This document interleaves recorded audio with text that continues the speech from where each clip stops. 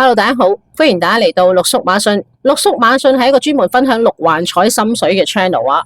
咁農曆年翻嚟之後咧，六叔就落咗個新 order，話要改形式喎。佢話以後佢買乜嘢就擺乜嘢出嚟，唔好再做咁多嘅場次每一隻馬嘅分析啦，唔好搞咁複雜啦。我買乜就話俾人知就得啦。中就中，唔中就唔中啦嘛。咁以後嘅影片咧，係喺前段咧會做翻上一次嘅回顧啦。咁之後咧就會係今次嘅心水分享，就係咁簡單。咁就可以等大家快脆聽完，快脆去度馬啊嘛。速食文化係咁噶啦。而上一個賽馬日咧，2月19號咧，六叔都買咗幾條飛嘅，分別就六環彩啦、三寶啦、獨贏過關4串6咁嘅。咁而大家可以睇下啲飛啦。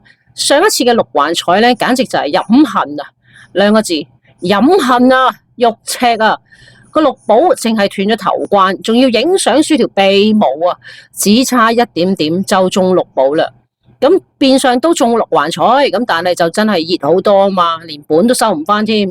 咁另外買咗三寶同埋獨贏過關4串6，都係有少少可以叫安撫到六叔嘅心靈啦。上一場嘅賽果已成事實啦。我哋就專注翻聽日3條2月22號嘅賽事啦。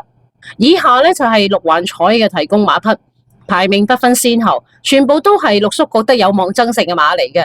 大家可以獨立買孖寶或者三寶作為另外嘅投注。六叔每一場都會係咁買嘅，佢會買孖寶、三寶、六環彩。咁睇下呢一張相啦，就係呢個心水推介啦。咁講完噶啦，就係咁啦，大家即刻 cap 低呢一張相之後，嗱嗱聲去度馬啦！祝大家今日旗開得勝，贏到開巷，拜拜。